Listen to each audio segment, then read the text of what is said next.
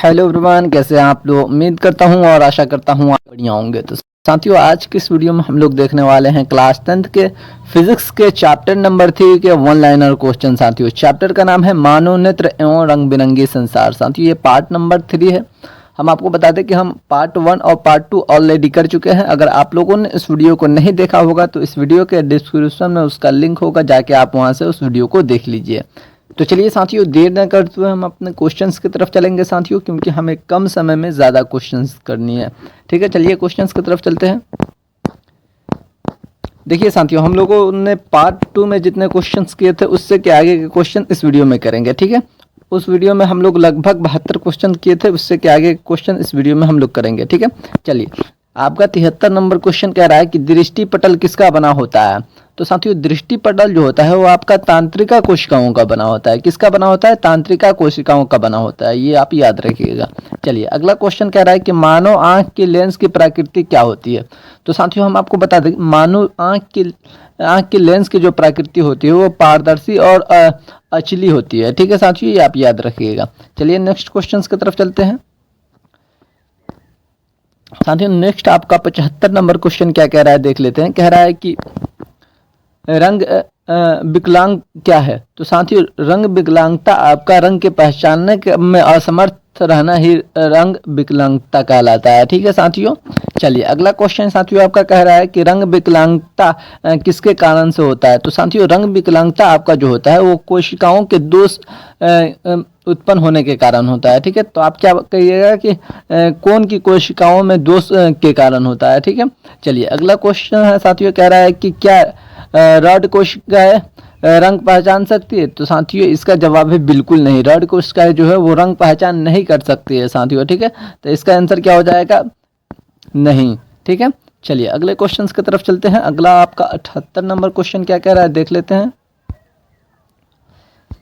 तो साथियों, नेक्स्ट आपका 78 नंबर क्वेश्चन कह रहा है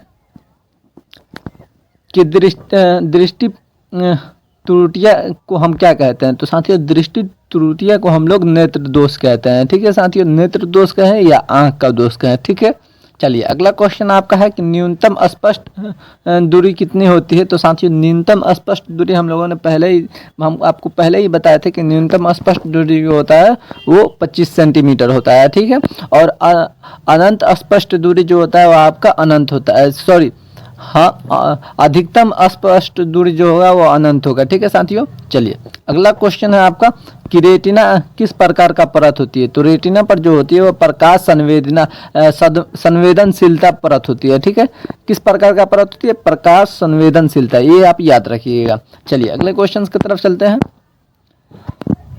नेक्स्ट आपका कितना 81 नंबर क्वेश्चन कह रहा है कि पुतली का विस्तार और संकुचन किसके द्वारा होता है। तो साथियों, हम आपको बता दें, पुतली का विस्तार और संकुचन जो होता है वो आइरिस के द्वारा होता है, ये आप याद रखिएगा। ठीक है, चलिए अगला क्वेश्चन है कि क्या रेटिना पर बना प्रतिबिंब अस्थायी होता है। तो साथियों, इसका भी जवाब है बिल्कुल नहीं। रेटिना पर बना प्रतिबिंब अस्थाई नहीं बल्कि अस्थाई होता है। ठीक है साथियों, तो इसका जवाब है नहीं।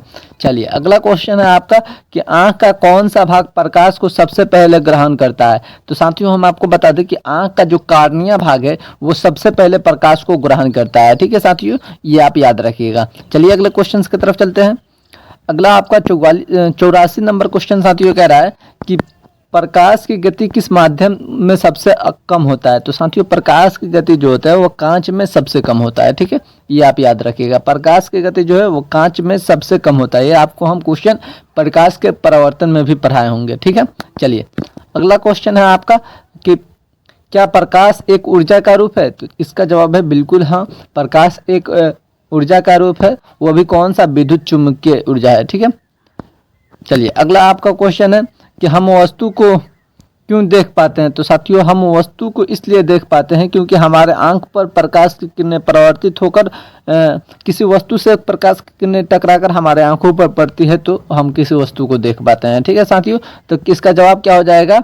इसका जवाब साथियों होगा कि क्योंकि वस्तु का परावर्तित प्रकाश आंखों में प्रवेश करती है, जिसके कारण हम किसी वस्तु को देख पाते हैं। ठीक है, चलिए नेक्स्ट क्वेश्चन की तरफ चलते हैं साथियों।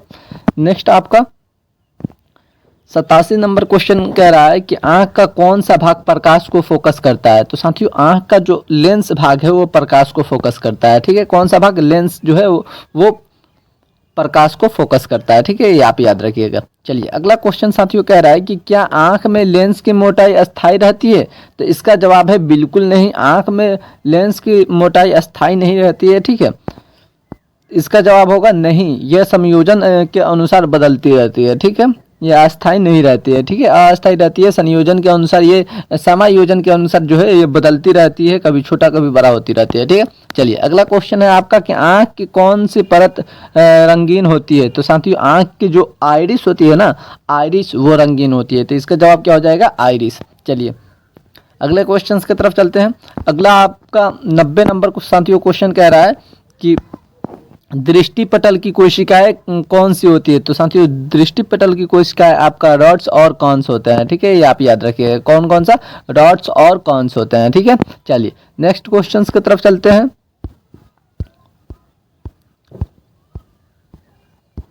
तो चलिए साथियों नेक्स्ट आपका 90 नंबर क्वेश्चन कह रहा है कि कौन सा दोस्त दोनों निकट और दूर के वस्तुओं को प्रभावित करती है, ठीक है। निकट और दूर की दृष्टि को प्रभावित करने वाला वो कौन सा दोष है। तो साथियों उसे हम लोग कहते हैं पेरस बायोपिया, ठीक है। क्या कहते हैं, पेरस बायोपिया। इसके उपचार के लिए हम लोग बाइफोकल लेंस का उपयोग करते हैं, ठीक है साथियों। चलिए अगला क्वेश्चन है आपका कि प्रकीर्णन किसके कारण होता है। तो साथियों प्रकीर्णन जो होता है वो वायुमंडलीय अपवर्तन के कारण होता है, ठीक है।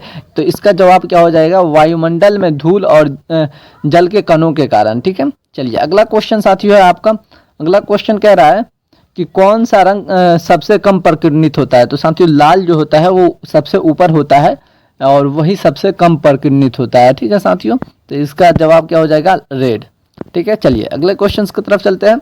अगला आपका 54 नंबर क्वेश्चन क्या कह रहा है देख लेते हैं। कह रहा है कि आकाश में तारे टिमटिमाते हैं परंतु ग्रह नहीं, क्यों, ठीक है। ऐसा क्यों होता है कि आकाश में हमें तारे टिमटिमाते हुए नजर आते हैं लेकिन ग्रह नहीं। क्योंकि ये जो होता है ना, ये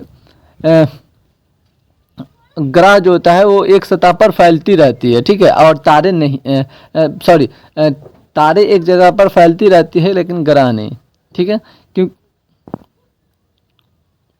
सॉरी क्या बोल रहे हैं हम, तारे जो होती है वो फैलती नहीं है लेकिन ग्रह फैलती है, ठीक है साथियों। तो इसका जवाब हो जाएगा क्योंकि ग्रहों के सतह फैलती है, ठीक है साथियों। चलिए अगला क्वेश्चन है साथियों कि तारे बिंदु स्राव होते हैं, इससे क्या होता है।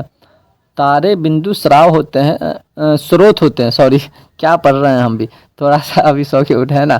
तारे बिंदु स्रोत होते हैं, इससे क्या होता है। तो साथियों तारे बिंदु स्रोत होते हैं, इससे जो होता है ना अधिक प्रकाश जो है वो विचलित होता है, ठीक है साथियों। तो इसका जवाब क्या हो जाएगा, इनके प्रकाश की दिशा में अधिक विचलन होता है, ठीक है साथियों। चलिए अगला सवाल है आपका कि सूर्य और चंद्रमा क्षैतिज के पास बड़े क्यों दिखाई देते हैं। तो साथियों सूर्य और चंद्रमा जो है वो क्षैतिज के पास बड़े इसलिए दिखाई देते हैं क्योंकि उसमें वायु अपवर्तन होता है, ठीक है, वायुमंडलीय अपवर्तन होता है और भूमि के कारण होता है, ठीक है।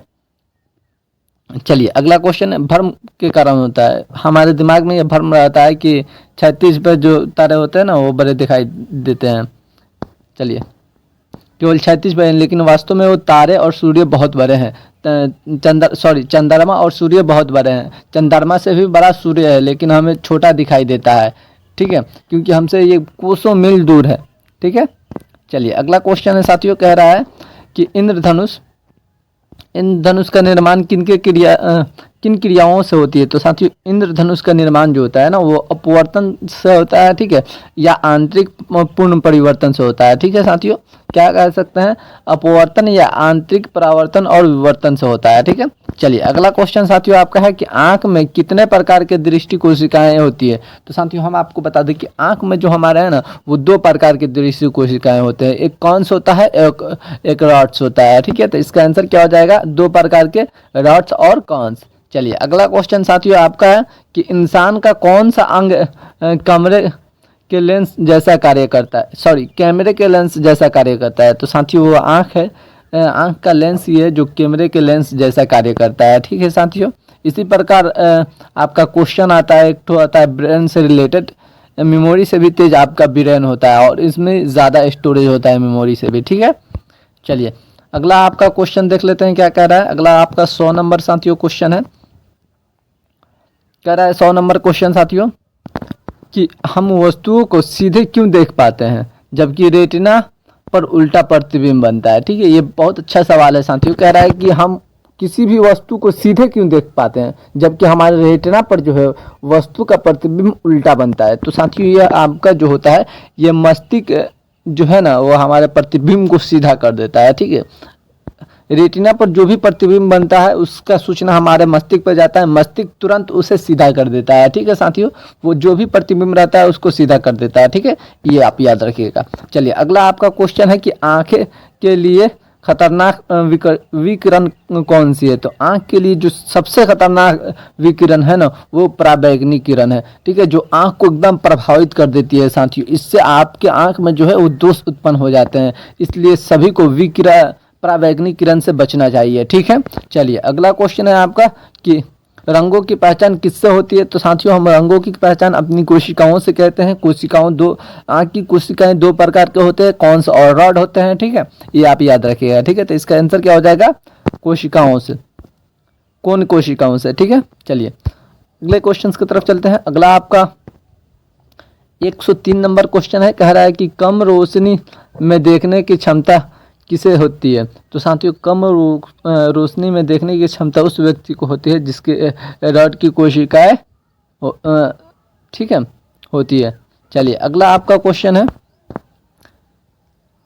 अगला आपका 104 नंबर क्वेश्चन कह रहा है कि लाल रंग का प्रकीर्णन सबसे कम क्यों होता है। ठीक है, लाल रंग का प्रकीर्णन हम जानते हैं कि सबसे कम होता है, लेकिन होता क्यों है। तो साथियों ये जो होता है ना वो तरंग दैर्घ्य सबसे अधिक लाल रंग में होता है, इसीलिए इसका प्रकीर्णन जो होता है वो सबसे कम होता है। ठीक है, इसमें अपोजिट हो जाएगा। ठीक है, तरंग दैर्घ्य अगर अधिक कम रहता तो इसमें प्रकीर्णन जो है वो ज़्यादा होता, अगर ज़्यादा तरंग दैर्घ्य हो रहा है तो इसमें प्रकीर्णन जो होगा वो कम होगा। ठीक है, चलिए अगला क्वेश्चन है साथियों कि शाम को सूर्य का रंग लाल क्यों दिखाई देता है। देखते हैं आप शाम के वक्त लगभग 6 बजे जब सूर्य ढलने वाला रहता है तो उसका रंग हल्का लाल दिखाई देता है। ये क्यों दिखाई देता है साथियों, तो ये आपका दिखाई देता है प्रकीर्णन कम होने के कारण। ठीक है, तो इसका क्या आंसर हो जाएगा, लाल का रंग का प्रकीर्णन कम होता है। ठीक है, चलिए अगला आपका क्वेश्चन है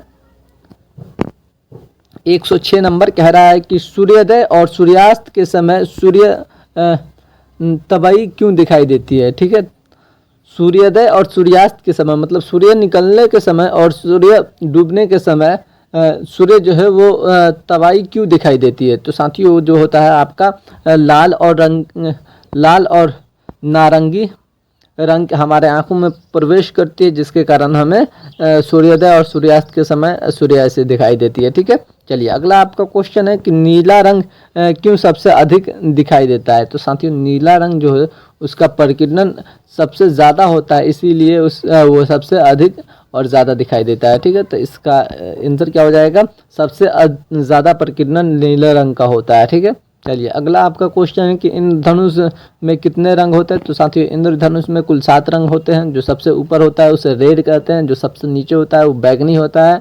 ठीक है, और सबसे ज़्यादा तरंग दैर्घ्य किसका होता है, वो लाल का होता है, और सबसे कम तरंग दैर्घ्य किसका होता है, बैगनी का होता है। सबसे अधिक विचलन कौन करता है, बैगनी करता है। सबसे कम विचलन कौन करता है, लाल करता है। ये आप याद रखिएगा। ठीक है, इसी के साथ साथियों आज का आपका ये लेक्चर समाप्त यहीं पे होता है। ठीक है, इस वीडियो में हम लोगों ने 180 जितने क्वेश्चन बाकी थे उससे 108 तक के क्वेश्चन किए। ठीक है, अगले वीडियो में फिर हम इससे आगे के क्वेश्चन लेके आएंगे। तब तक के लिए इतना ही साथियों। उससे पहले आप लोगों से एक अनुरोध है, अगर आप लोगों ने इस चैनल को सब्सक्राइब नहीं किए हैं तो प्लीज़ चैनल को सब्सक्राइब कर लीजिए और अपने दोस्तों और साथियों में शेयर कीजिए जो क्लास 10th में है और क्लास 10th का इतना बेहतरीन तरीके से तैयारी करना चाहते हैं और फ्री में PDF लेना चाहते हैं। तो आप इस नंबर पे संपर्क कीजिए। ठीक है, इस नंबर पे आप संपर्क कीजिए, आपको फ्री में PDF प्रोवाइड करा दी जाएगी। ठीक है साथियों, तो चलिए साथियों आज के लिए इतना ही। किसी भी प्रकार का कोई डाउट हो तो आप कमेंट